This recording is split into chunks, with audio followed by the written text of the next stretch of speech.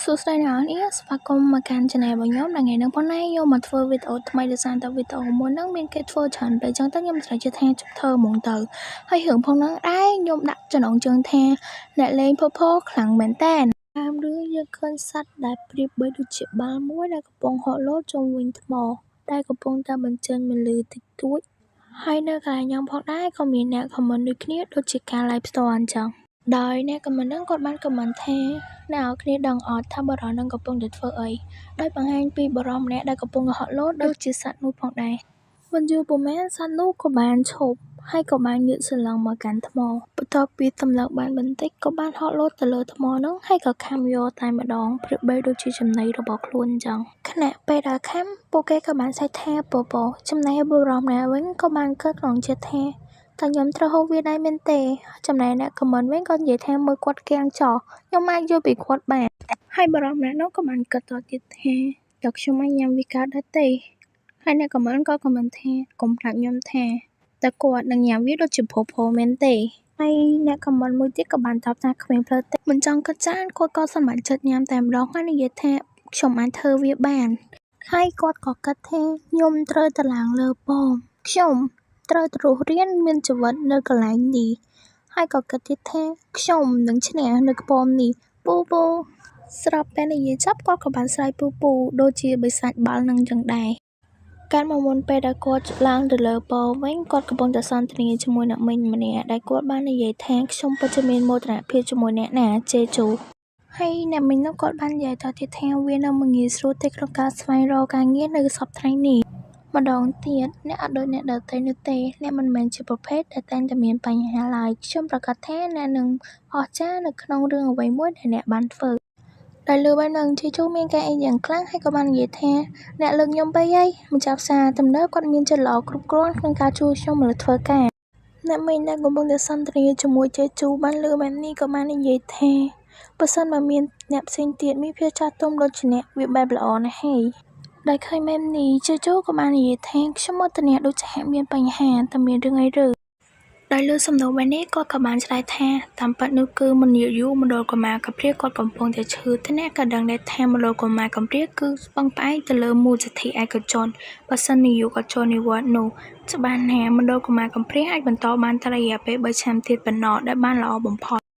ដោយលោកបែបនេះជេជូមានការភ្ញាក់ផ្អើលជាខ្លាំងមិននឹកស្មានថាមណ្ឌលកុមារកំព្រានឹងត្រូវបានបិទសោះបន្ទាប់ពីត្រឡប់មកផ្ទះខ្លួនក៏បានត្រៀមខ្លួនទៅលើពុកយោតែម្ដងឈ្មោះរបស់ខ្ញុំគឺគឹមជេជូនាយកអង្គការមណ្ឌលកុមារកំព្រាបានផ្ដល់ឈ្មោះនេះមកឲ្យខ្ញុំក្នុងក្តីសង្ឃឹមថាខ្ញុំនឹងអាចមានជីវិតរស់នៅជាមួយនឹងកេហ្វ្យតផ្ទាល់ខ្លួនរបស់ខ្ញុំគិតថាខ្ញុំបានព្យាយាមអស់ពីសមត្ថភាពដើម្បីសម្រេចបានគ្រប់ស្ថានភាពទាំងអស់ហើយប៉ុន្តែតែនេះជាស្អីទៅទោះបីជាខ្ញុំធ្វើការនៅផ្សារទំនើបជាច្រើនឆ្នាំក៏ដោយក៏វាមិនគ្រប់គ្រាន់ដើម្បីថែរក្សាមណ្ឌលកុមារកំព្រានេះទេមណ្ឌលកុមារកំព្រាហើយបើបានត្រឹមតែ3ឆ្នាំទេនោះទេតើខ្ញុំត្រូវធ្វើដូចម្តេចទៅដើម្បីឲ្យខ្ញុំខ្លាចជាអ្នកមានដោយសារតែធុញទ្រាន់ពេកគេក៏បើក YouTube ដើម្បីមើលហើយក៏ឃើញរូបភាពជាច្រើនដែលនិយាយអំពីអ្នកដាប់ភ្នាក់ហើយគេក៏បាននិយាយថាអ្នកដាប់ភ្នាក់ឬខ្ញុំតែងតែឃើញវារហូតនៅក្នុងការស្វែងរកថ្ងៃនេះគេក៏រកនិយាយបន្តប៉ុន្តែគេក៏ឈប់វិញដោយសារឃើញកម្មវិធីមួយដ៏គួរចាប់អារម្មណ៍ហើយគេក៏បានជួសជុលទៅមើល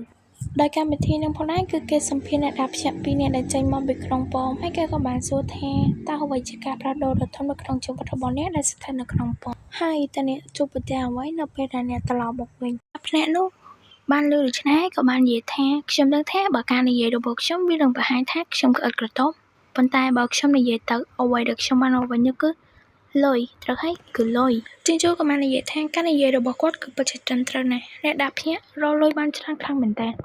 ប៉មបានបង្ហាញខ្លួនកាលពី7ឆ្នាំមុនពួកគេបានជ្រើសរើសមនុស្សដ៏ចៃដន្យហើយបានអូសពួកគេចូលទៅក្នុងប៉មមានតែមនុស្សមួយចំនួនតូចតែប៉ុណ្ណោះដែលអាចត្រឡប់មកវិញបានគ្មានអ្នកណាម្នាក់ដឹងថាមានអ្វីក្នុងកន្លងក្នុងប៉មនោះទេព្រោះតែអ្នកត្រឡប់មកវិញមិនដែលនិយាយអំពីវាឡើយអ្នកដែលត្រឡប់មកវិញដែលមានជីវិតនៅក្នុងប៉មត្រូវបានគេហៅថាអ្នកដាប់ភ្នាក់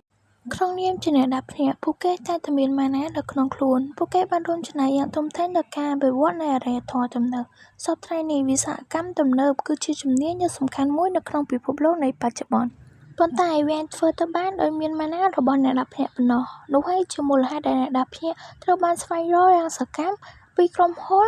ផ្សេងៗដែលចង់បានពួកគេ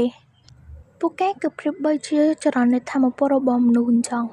ហើយខ្ញុំពិតជាចំណាយពួកគេខ្លាំងណាស់ខ្ញុំពិតជាចង់ចូលទៅក្នុងប៉មឬក៏មានអ្វីមួយដូចជានោះដែរអញ្ចឹងកំពុងលោអូសោះតែមានសារមួយលោតមកខ្លួនគឺឆ្ងល់ខ្លាំងមែនតើមិនទាន់បានប្រមាណវិនាទីផងស្រាប់តែមានសារជាច្រើនបានលោតធ្វើចង់គាំងទូរស័ព្ទរបស់ជេជូនទៅហើយដោយសារមិនដឹងប្រភពមកពីណាធ្វើជេជូមានការភ័យជាខ្លាំងខ្លួនគិតថាទូរស័ព្ទរបស់ខ្លួនត្រូវបានគេហែកខ្លួនក៏គិតថាលុបចេញប្រសើរជាងប៉ុន្តែក៏ច្រដៃជិតប៉ះ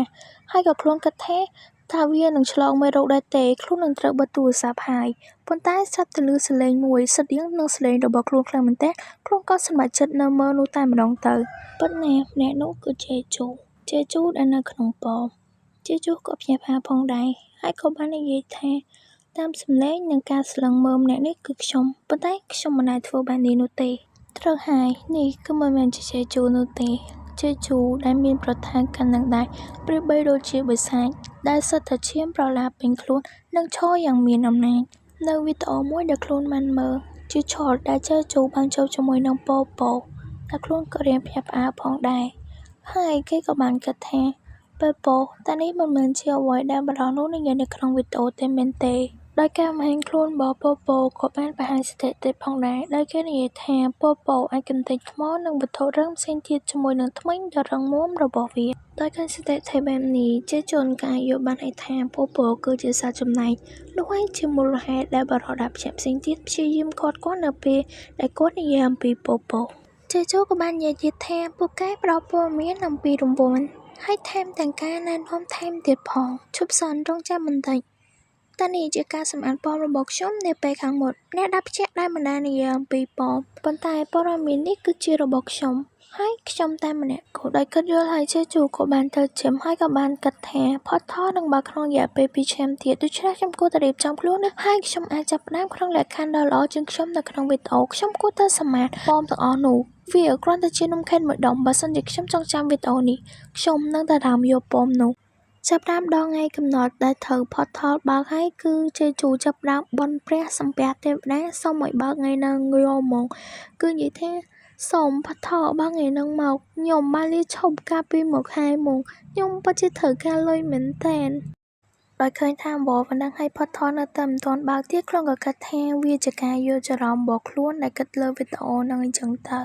ប៉ុន្តែខ្លួនក៏បដិសេធថាវាអាចនោះទេហើយក៏គិតថាបើសិនបើវាជាការយល់ច្រឡំរបស់ខ្ញុំមែនមកលោកកុមារកំព្រានឹងត្រូវគិតបានតែធំប៉ុណ្ណឹងខ្លួនក៏សម្រេចទៅឈប់គិតហើយក៏បាននិយាយតាមពុតខ្លួនថាហើយខ្ញុំនេះព្រួយបារម្ភពេកហើយខ្ញុំមិនដឹងថាវានឹងកើតឡើងនៅពេលណាផងមើលទៅប្រហែលជាខ្ញុំត្រូវធ្វើអីគេខ្លះហើយនៅក្នុងពេលនេះនោះរៀបនឹងបោះបង់ហើយសៅតែផតថលតែមួយក្រោយក្នុងគេដំបងគិតថាជាខ្យល់ប៉ុន្តែវាគឺជាផតថលពេលដែលវាបើកវាក៏បានបញ្ចេញខ្យល់យ៉ាងខ្លាំងពេលនេះជេជូកំពុងទៅនៅមុខផតថលដែលខ្លួនកំពុងទៅរងចាំស្របពេលដែលផតថលកំពុងទៅស្រែកឲ្យជេជូចូលទៅក្នុងជេជូក៏បានគិតថាឯងមិនចាំបាច់ស្រែកហៅខ្ញុំចំនួន2ដងនោះទេពេលជេជូចូលទៅក្នុងផតថលនោះក៏មានស្ថិតិមួយក៏បានលូតឡើងហើយខ្លួនក៏បាននិយាយថាទីបំផុតខ្ញុំនឹងចូលទៅក្នុងប៉មបានហើយរងចាំខ្ញុំណែនាយកមណ្ឌលកុមារកំព្រាបន្ទាប់ពីនិយាយចប់ជេជូក៏បានស្រែកជាចុងក្រោយថាខ្ញុំនឹងឯងធ្វើវាបានដល់ជេជូចូលទៅក្នុងប៉ថលកម្រិតលំបាកព្រោះតែនៅទីនោះគេបានសរសេរថាបើសិនបើជេជូចូលទៅក្នុងកម្រិតលំបាករង្វាន់នឹងកាន់តែប្រសើរបញ្ចប់ត្រឹមនេះបាយ